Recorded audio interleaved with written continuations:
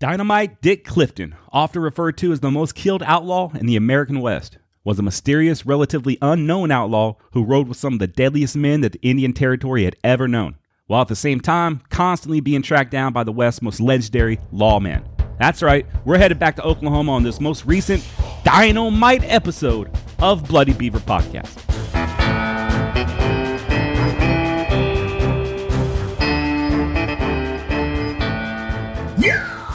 Hey, what's up, y'all? My name's Josh. Welcome to Bloody Beaver Podcast. I try to somewhat keep to a formula on this show. If you're a repeat listener, then you know I usually do a little intro, followed by the intro music, which you just heard. And then I usually try to get right down to the subject matter at hand, usually starting off with the origin story of whoever we're talking about. This episode's going to be a little different. Instead of talking about where Dynamite Dick is from, what year he was born, who his parents were, all that good stuff, we're going to start off in the middle, with him already as a grown man, riding with some of the most ruthless outlaws of the time. The Doolin-Dalton Gang. Maybe you've heard of them. They were also known as the Oklahoma Long Riders, the Oklahombres, or the Wild Bunch, not to be confused with Butch Cassidy's gang, who were also known as the Wild Bunch. So I'll be interchangeably referring to them as the Doolin-Dalton Gang and the Wild Bunch on this episode. Don't let that confuse you. It is the same group. The gang, founded by William Bill Doolin, was co-led by William Marion Dalton, known to everyone as Bill Dalton. The Wild Bunch, or the Doolin-Dalton Gang, got their start simply as the Dalton Gang, led by Bill Dalton's older brother Bob. Ironically enough, these brothers were former law enforcement officers. You see that so much in the Old West, lawmen crossing the line and working the other side of the street. Weirdly enough, you also see a lot of outlaws who end up becoming respected lawmen.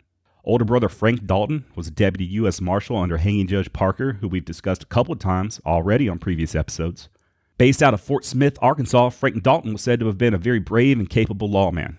Over the course of 3 years, he rode into Indian Territory and was engaged in numerous gunfights and arrests, before finally, in 1888, he was shot and killed by some outlaws that he was chasing. In 1890, his three younger brothers, Grattan, known as Grat, Emmett, and Bob Dalton, turned to a life of crime, supposedly after not being paid their rightful wages as lawmen. The other brother I mentioned earlier, Bill Dalton, who would go on to co-lead the Doolin-Dalton Gang, was never involved in the earlier criminal escapades of the original Dalton Gang, although he would help them out sometimes as sort of a spy or informant. And if all these damn Daltons are getting confusing, bear with me. There is a method to my madness. By the way, all totaled, there were 12 Dalton siblings. So thank God not all of them turned to a life of crime. So why did Bill Dalton end up partnering up with Bill Doolin instead of his other more experienced outlaw brothers? I'll tell you why.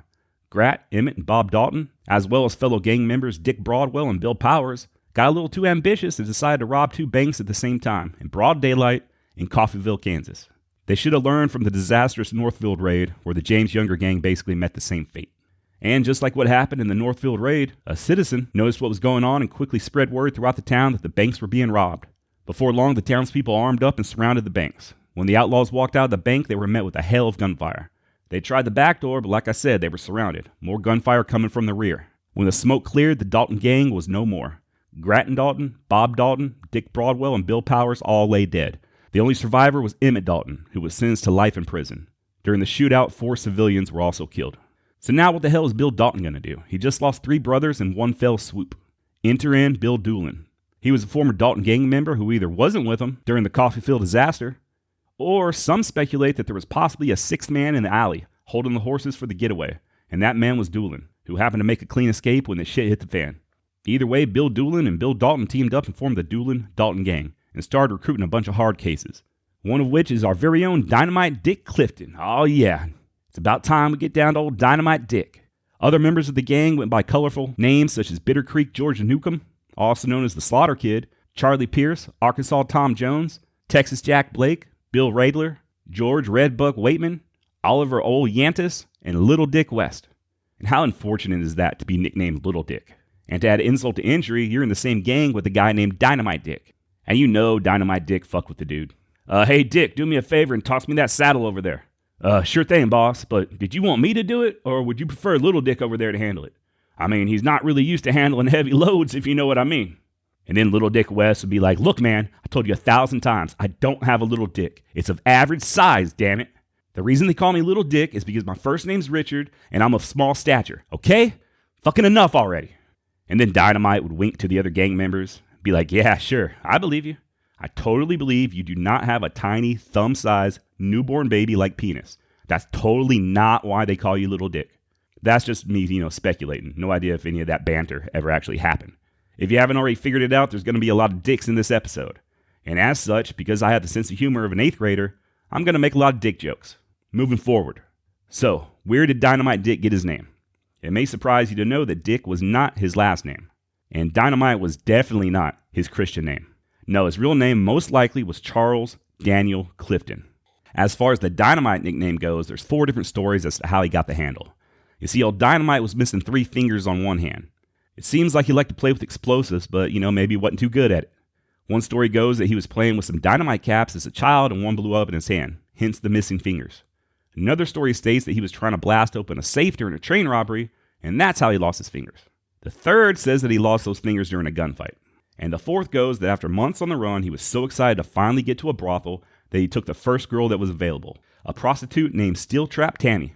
And let's just say they didn't call her Steel Trap for nothing. Dynamite got his money's worth, but he left that whorehouse missing a few appendages. Nah, I'm just kidding about that fourth one.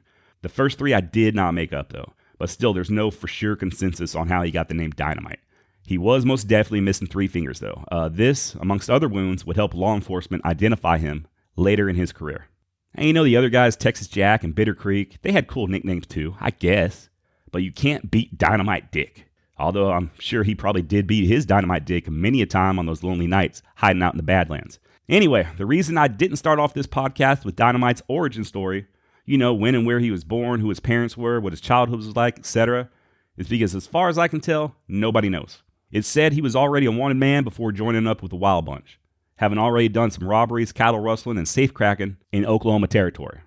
Once he joined up with the Doolin-Dalton crew in 1892, he would take part in the remainder of the gang's criminal activities. Now, let's take a look at some of the dirty deeds Dynamite Dick and the Wild Bunch were up to between 1892 and 1895. They robbed the Ford County Bank in Spearfield, Kansas in November of 92, getting away with all the cash on hand and over $1,500 in treasury notes. From eyewitness descriptions sent out, the Stillwell City Marshal recognized one of the crew, old Yantis, the gang's newest member, and not long after, Yantis was cornered by U.S. Marshals and killed while resisting arrest. The boys took down a Santa Fe train west of Cimarron, Kansas, and took $1,000 in silver from the California-New Mexico Express in June of 1893. A sheriff's posse from Old Beaver County, Oklahoma Territory, caught up with the gang north of Fort Supply. The boys got away, but during their escape, Doolin received a bullet in his left foot. This injury would dog him for the rest of his life. A couple months later, on September 1st, 1893, a posse organized by U.S. Marshal E.D. Nix entered the outlaw town of Ingalls, Oklahoma, with the intent to capture the gang in what would be remembered as the Battle of Ingalls. Ingalls is now a ghost town located in Payne County, Oklahoma, east of Stillwater. And in the heyday of the Wild Bunch, it was a nice little safe haven for the gang. They were big spenders when in town, spreading all that money around, and they behaved themselves. Because of this, the townspeople tolerated them. I guess the men of the Doolin-Dalton gang knew better than to shit where they eat. You see a lot of this with some outlaw groups. Billy the Kid was constantly protected by the Spanish community when he was on the run because he treated them well and he didn't cause any problems. Butch Cassidy was the same way, constantly spreading money around the areas he and his crew lay low in, helping out poor farmers. And in return, the locals would protect them, tip them off to any suspicious strangers or lawmen that were in the area. I guess the idea was, yeah, they're bad guys, but there are bad guys. And I can only imagine as a law officer, you'd have to be pretty brave to go into a town like Ingalls, Oklahoma in 1893. And it appears Marshal Nix was not lacking in courage. But the man wasn't a fool. He didn't go in there by himself like some sort of lone ranger. He headed towards Ingalls with a combined force of 27 deputy marshals and Indian police and camped out at a nearby creek. They were seen by a young boy, so they captured the kid and kept him overnight, knowing full well if they let him go, he'd run and tell everyone. Which he did anyway. He slipped away early the next morning, ran into town, let the outlaws know that the marshals were coming. Element of surprise lost. You'd think the gang wouldn't waste any time saddling their horses and making a getaway. Well, you'd only be partially correct. While they did saddle their horses just in case, they then returned to the saloon and went back to drinking and playing poker. Why weren't they more concerned? There was only a handful of them. Gathered there in Ingalls that morning were the usual suspects. Dynamite Dick, Bill Doolin, Bill Dalton, Bitter Creek Newcomb, Charlie Pierce, Arkansas Tom Jones, Red Buck Waitman, as well as Tulsa Jack Blake. 7 against 27, that ain't exactly good odds. So why didn't they run? Did they have that much faith that the townspeople would help protect them? Or were they just drunk off their asses after a long night of playing poker? So even though they were warned, Marshal Nix and his 27 men were still able to slide into town and surround the saloon. And when Bitter Creek Newcomb stepped out of the saloon, he was immediately shot, but he was still able to mount his horse and escape. Meanwhile, Arkansas Tom Jones, who was laid up sick in a hotel, stuck his rifle out a window and opened fire, fatally wounding Deputy Thomas Houston, the man who shot Bitter Creek. And this kicked off a full-on firefight that would make the fight at the OK Corral look like child's play. Bill Dalton, Red Buck, and Tulsa Jack made it to the stable, got to their horses, and rode out guns a-blazing. A deputy named Lafayette Shadley, gotta love these names, was able to shoot Bill Dalton's horse out from underneath him. But as soon as Dalton hit the ground, he came up firing, badly wounding Lafayette, who would succumb to his wounds the following day. Meanwhile, Bill Doolin was able to shoot and kill Deputy Marshal Richard Speed. Through all of this, Dynamite Dick and Charlie Pierce were also making their getaways, although both were wounded while doing so, Dynamite receiving a bullet wound to the side of his face. The only outlaw who didn't make it out was Arkansas Tom Jones, the one who was holed up in that hotel room. He was arrested and sent to a federal prison in Guthrie, Oklahoma Territory. One civilian was killed and another was wounded. And another, who I'm not really sure we can actually call a civilian, looks like he made his choice, was the bartender of the saloon the men had been drinking in. He opened up on the deputies from the door of the saloon, laying down covering fire while the gang fled. He was shot a few times by deputies, but survived his wounds and was also sent to prison. Man, what a fuck up. And I know this is just me as a casual observer. I wasn't there. Obviously, I don't know all the details, but I find it amazing that 27 lawmen weren't able to take down a gang of just 7, probably drunk, outlaws. Kind of reminds me of that scene in True Grit. Rooster Cogburn's talking about being pursued by a posse. He said he turned his horse around, took the reins in his teeth, and charged the posse, firing both Navy 6s. And then he chuckled and said, they must have all been married men that loved their families because they scattered and run for home. And I guess sometimes numbers don't matter. Kind of like how size doesn't always matter in a fight. Sometimes it just comes down to who's the meanest son of a bitch. And this wild bunch were definitely some mean bastards. And at this point, they had nothing to lose. Whereas those deputies, probably mostly good family men, had everything to lose. But don't ever let anybody tell you that Dynamite Dick and old Bill Doolin didn't have a softer side. A month after the gunfight at Ingalls, the pair decided to rob a businessman named Mr. Higginbotham in the town of Blackwell. And all Mr. Higginbotham had on him was just $2. Not wanting to clean the man out, the outlaws handed him back $1, just keeping one for themselves. They kept on stealing. In January of 1894, Charlie Pierce and Red Buck Waitman held up a post office in Clarkson, Oklahoma. A few weeks later, the gang held up a bank in Pawnee, Oklahoma, and then a month later, they robbed the Santa Fe railway station in Woodward, getting off with $6,000. Marshal E.D. Nix had had enough, by God, so he called in the 3 guardsmen, telling them, I have selected you to do this work, placing explicit confidence in your abilities to cope with these desperados and bring them in alive, if possible, dead if necessary. The 3 guardsmen were comprised of total badass U.S. Marshals Bill Tillman, Chris Matson, and Heck Thomas, all 3 of whom I hope to one day do individual episodes on. These 3 men were detrimental in cleaning up Oklahoma Territory of bad guys in those days. They arrested hundreds and killed plenty as well, and they would systematically hunt down and kill many of the surviving members of the Wild Bunch. In April of 1894, the gang attempted to rob the store of retired U.S. Deputy Marshal W.H. Carr at Sacred Heart, Oklahoma. Carr, the tough old bastard that he was, even though he was shot through the stomach, managed to shoot Bitter Creek Newcomb in the shoulder, and the gang fled without getting any money. Good for him. Their reign of terror continued. They robbed a bank in Southwest City, Missouri a month later, making off with $4,000, but wounding several citizens and killing one in the process. Remember Arkansas Tom, who they arrested there in Ingalls? He was found guilty in May of 1894, and Frank Dell, the territorial judge who tried the case, returned to the territorial capital in Oklahoma and told E.D. Nix, you will instruct your deputies to bring them in dead. So there goes that whole bring them in alive if possible idea. Nah, the judge had had enough of their destruction and wanted these motherfuckers taken out. In the meantime, Bill Dalton and Bill Doolin had a little bit of falling out, and Bill started his own gang, the Dalton Gang, because, his last name was Dalton. In May of 1894, Dalton and his new gang robbed the First National Bank at Longview, Texas. This was the gang's first and last job. Bill Dalton was finally caught by a posse near Elk, Oklahoma, and killed. Various posses would track down and kill the 3 other members of the Dalton Gang and send one to prison for life. On December 19, 1894, Bill Doolin was reportedly one of 6 men who attempted to rob a store in Texana, Oklahoma, but they were driven off with less than $20 in loot. In April of 1895, what was left of the Wild Bunch, without Doolin, held up a Rock Island train in Dover, Oklahoma, but were unable to open the safe containing $50,000 worth of Army payroll. So they robbed all the passengers instead, of any cash or valuables they had on hand. One of the 3 guardsmen, Deputy U.S. Marshal Chris Matson, loaded up his posse on a train and headed to Dover and picked up their trail at daybreak, surprising the gang around noon. The lawmen killed Tulsa Jack Blake and scattered the gang. That Rock Island train job would be the last robbery by the Wild Bunch as a group, although its surviving members would continue causing general mayhem wherever they went. But not for long. Like I said, they were all being individually hunted down. And not just by the 3 guardsmen. There were lots of bounty hunters out there looking for him, as well as legendary outlaw turned lawman Frank Canton. Somewhere around this time, Bill Doolin, Dynamite Dick, and Little Dick West left the territory and headed to the San Andres mountain area of New Mexico and started working as cowboys. Dynamite Dick broke off from the boys for a little while and hid out in Arizona with some Mexican sheep herders for a little while before they got into an argument, and Dynamite killed both the men. And just as a dog returns to its own vomit, so did these three desperados return to Oklahoma territory. They just couldn't give up that life. Bitter Creek Newcomb and Charlie Pierce both met their end on May 2nd, 1895 in Payne County, Oklahoma, at the hand of the Dunn brothers. The Dunns were bounty hunters, and their sister Rose Dunn just happened to be romantically involved with Newcomb. So the bounty hunting brothers were able to ambush and kill both Newcomb and Pierce when the two outlaws came to visit Rose. There is controversy over whether or not Rose was in on it, luring the outlaw duo to their deaths, but that's never been verified.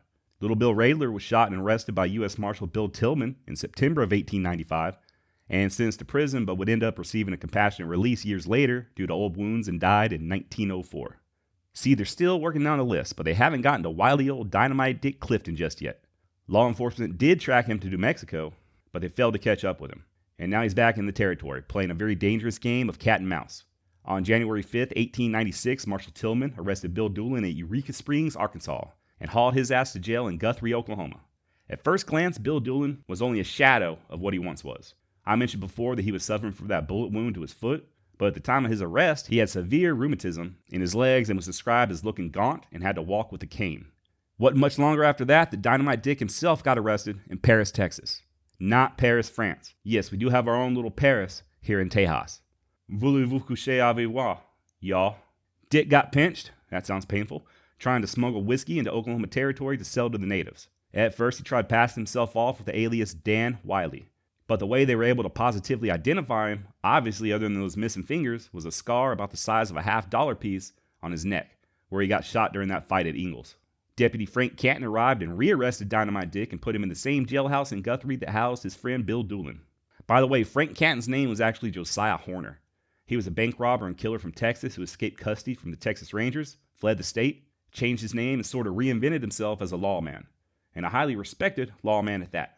I think I did mention him on my Nate Champion episode. And I just find it ironic that he's out there relentlessly chasing down these guys that are guilty of the same damn crimes he once committed. So now we have both Dynamite and Doolin in the same jail there in Guthrie. Interesting thing about this jailhouse, it was considered escape-proof. But convicts are some of the most ingenious people on the planet. Just ask any prison guard. And if there's a way out or a weakness to exploit, they will find it. And thus was the great Guthrie Jailbreak of 1896. Early in the morning of July 5th, a jailer left his revolver in a box outside of the entrance of the cells for safekeeping. Unfortunately, he failed to lock the door behind him. Another guard who was armed got a little too close to the bars and was grabbed by an inmate and relieved of his firearm. The other guard tried to run back to the open door, but Doolin beat him to it and grabbed that gun from the box that the jailer left it in. About this time, a trustee rushed in to attempt to assist the jailers, but Doolin pistol whipped the man and kicked him down the stairwell. Guess that leg wasn't hurting Doolin as much as he let on. At this point, Bill Doolin had complete control of the jailhouse. He forced the guards at gunpoint to release all the other prisoners, including Dynamite Dick. They then locked the guards in their own damn jail.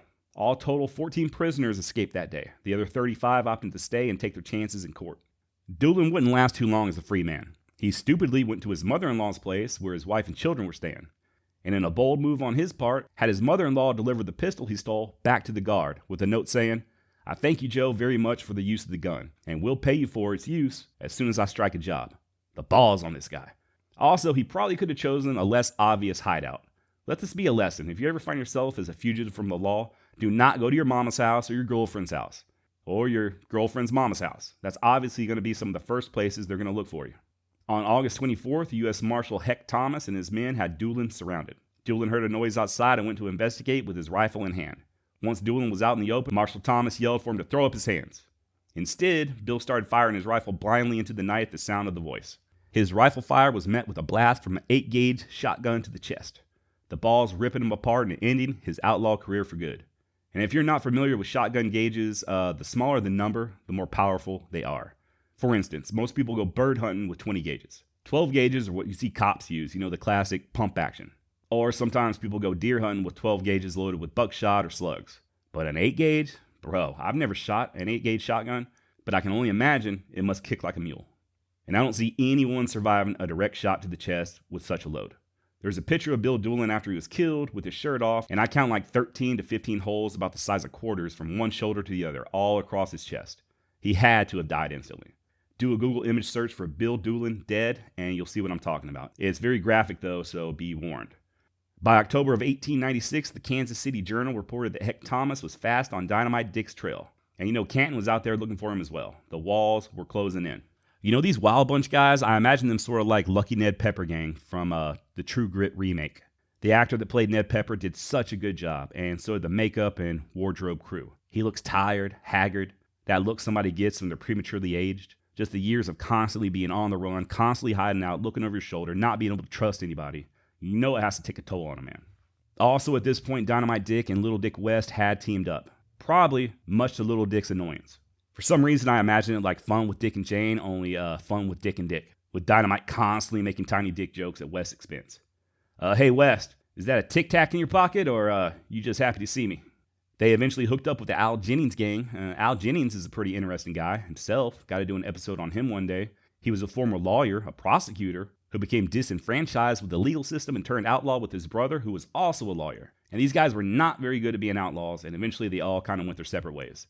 I'm also pretty sure Dynamite Dick didn't enjoy hanging out with a bunch of damn amateurs. In December of 1896, a little something known as the Blackwell Gun Fight went down. Ben Cravens, a cattle thief, and his partner, a guy that went by the name of Diamond Dick, yeah, you heard me, Diamond Dick, were tracked down and surrounded by a posse.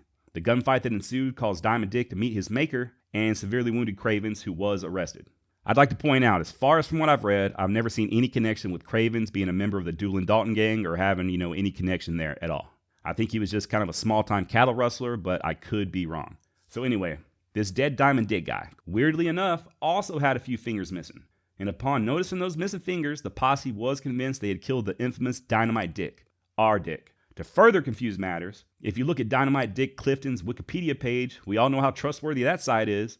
It says that Dynamite was killed by Chris Matson, one of the three guardsmen, during the Blackwell fight. But from when I read about the fight, it was just local lawmen who formed a posse with some townspeople who were the ones that took down Diamond Dick and Cravens.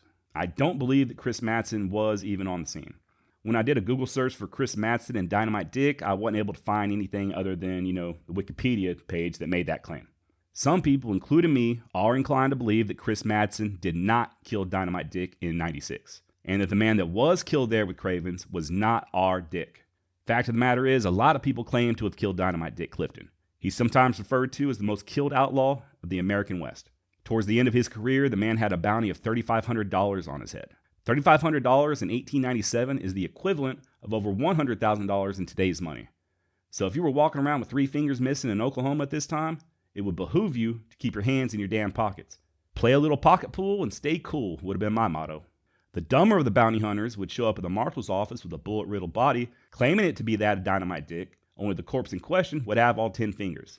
Then they started wising up. They'd kill someone and cut the fingers off before bringing the body in, but they would invariably always cut off the wrong fingers. And to make matters worse, there were so many people named Dick in Oklahoma Territory at this time. You had Little Dick West, Dynamite Dick, Diamond Dick, a.k.a. Dick Ansley, who, by the way, was actually named Buck McGregg.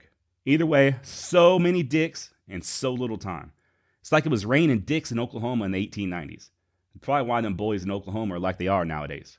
So why was Dick such a popular name back then? It reminds me of that scene in Team America where the old man at the bar explains why it's better to be a dick than a pussy or an asshole.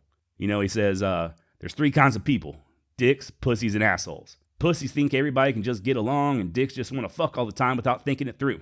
But then you got your assholes, and all assholes want to do is shit all over everything. The pussies may get mad at dicks once in a while because pussies get fucked by dicks. But dicks also fuck assholes. And if they didn't fuck assholes, you know what you'd get? You'd get your dick and your pussy all covered in shit. Man, what a great movie. So yeah, I don't know. Maybe the outlaws of Oklahoma Territory knew that there was power in the name Dick. They were channeling that big dick energy. Except for Little Dick West, of course. Poor guy. Anyway, with all these crazy names and aliases, there's no surprise that Dynamite's death was falsely reported in newspapers. His name was often confused with other outlaws as well. And let's just face it, as bad as journalism is nowadays, the so-called fake news, from what I've seen just since I started doing this podcast, it was way worse over 100 years ago. So the question remains, who was the real Dynamite Dick? What was his real name? And how did he die? I enlisted the help of some genealogy sleuths, and they were nice enough to find me a ton of awesome info taken from newspapers back in the day regarding Dynamite Dick.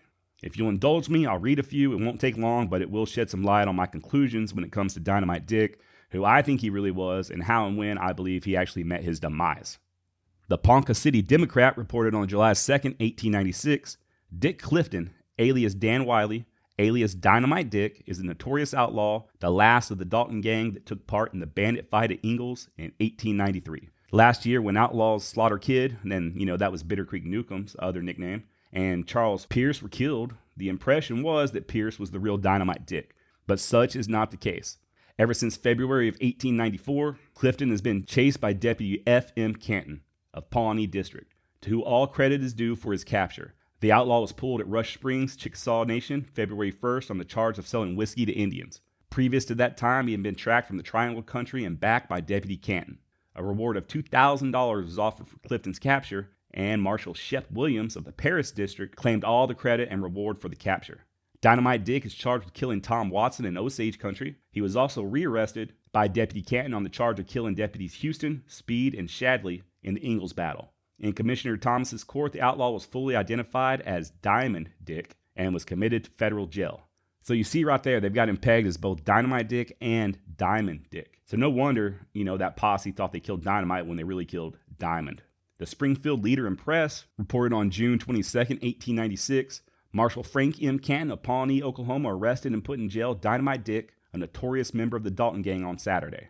Dynamite Dick, alias Dick Clifton, alias Dan Wiley, stands charged with half a dozen train robberies and is indicted in Pawnee for the murder of Dan Watson, a wealthy Osage Indian. Dynamite Dick is also charged for killing Lake Shadley, Dick Speed, and Tom Houston, deputy marshals at the noted Ingalls fight. Marshal Canton followed the man all over New Mexico, Utah, and Idaho, and in southern New Mexico, Dynamite Dick is charged with killing an 18-year-old Mexican girl 2 years ago. There was a big reward for him. So yeah, those 3 articles there are describing how Dynamite was arrested and put in jail with Doolin before they broke out. Notice that one alias is Dan Wiley. That's the false name he gave the officers that arrested him for illegally selling whiskey to the natives. But the one name that's always the same is Dick Clifton.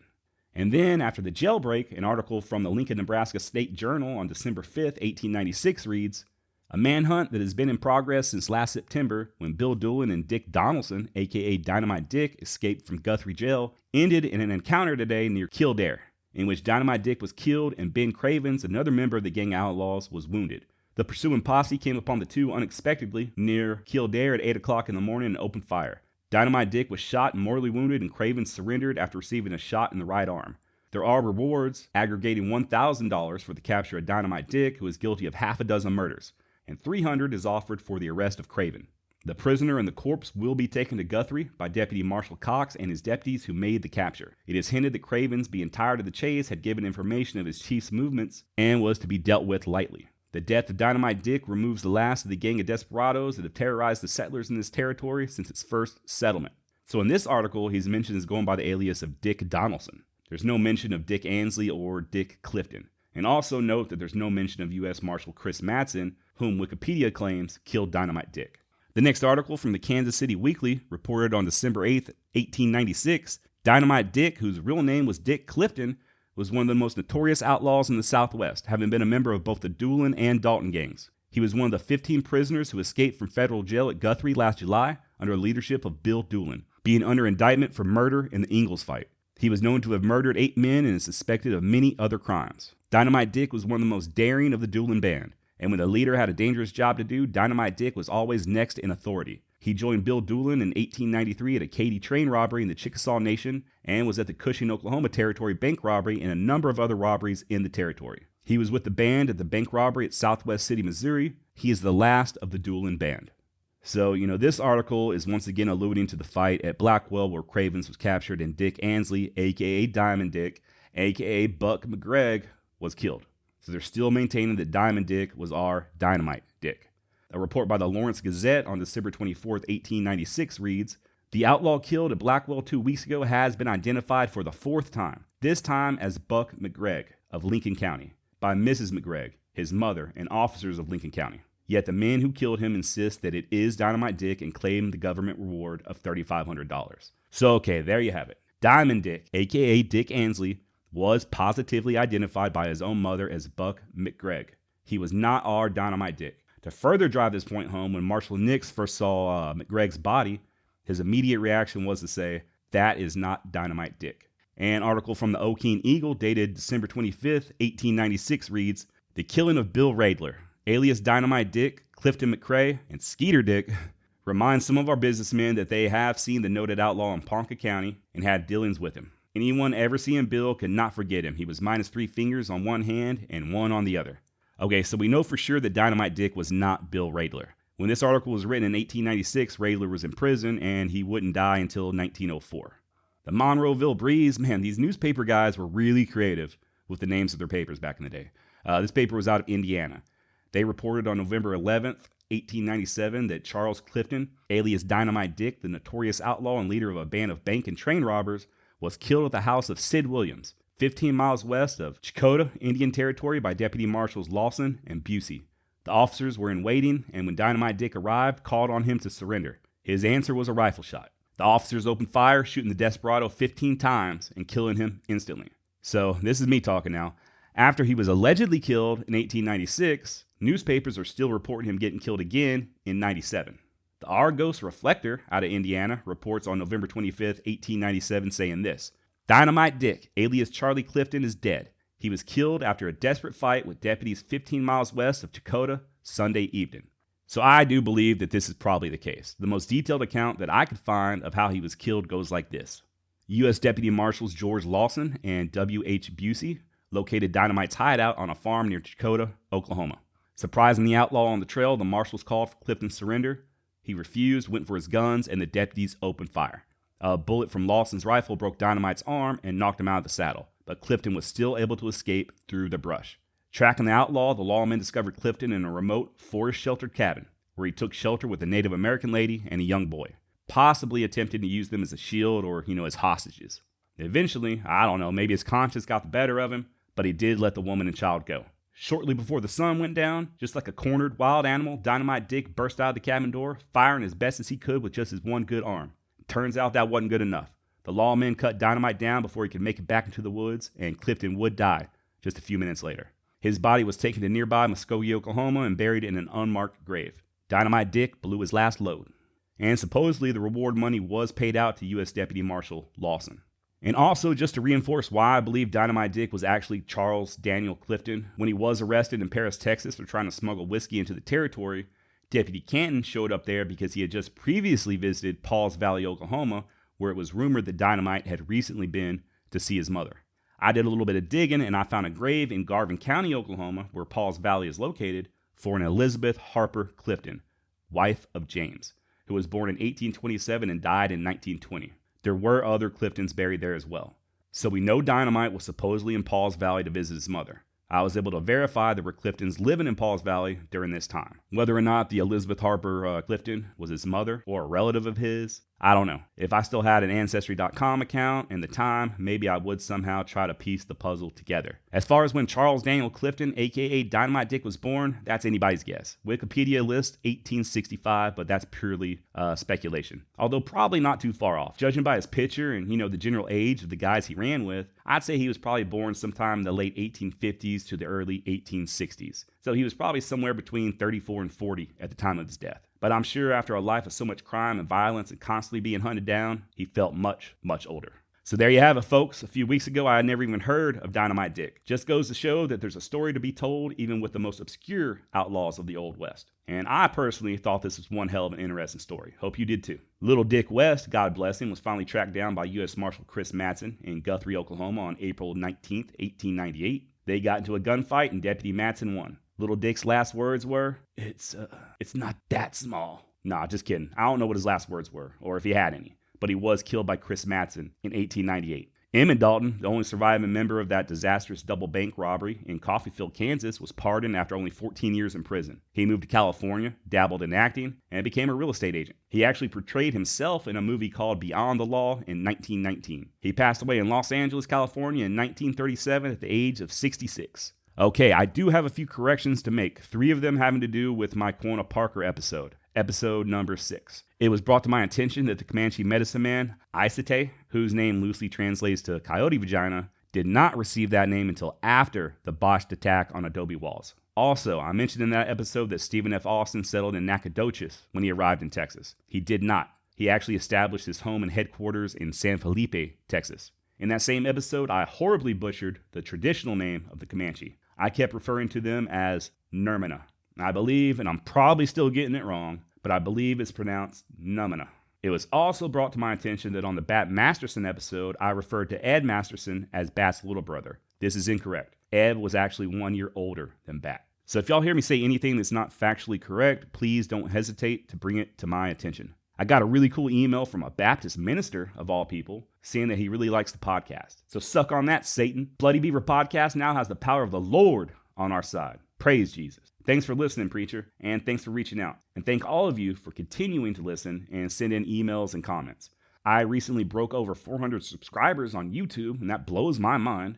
So do me a favor, if you haven't already subscribed to my YouTube channel, please do so. I'll leave a link to it in this episode's description. I've got a big announcement coming up soon in regards to this podcast, something I hope y'all will find as exciting as I do. But I'm still working out all the details, and when it's ready, hopefully in a few weeks, I'll announce it. I still have lots of cool topics I'm working on, and I'm not going to lie. I'm about to go ham on this shit. This past week, I've been working on this podcast material every single day after work, and I'm planning on keeping that momentum up. Anyway, all I'm saying is get ready. These podcasts are about to be coming in hot and heavy, and with the upcoming announcement, even more so. I'm going to grow calluses on my ass sitting in front of this damn laptop. So please continue to email me at bloodybeaverpodcast@gmail.com. Keep dropping those comments on YouTube. Head on over to bloodybeaver.com and hit that contact button if you want to hit me up that way. And keep those topic suggestions rolling in. Till next time, stay black, y'all.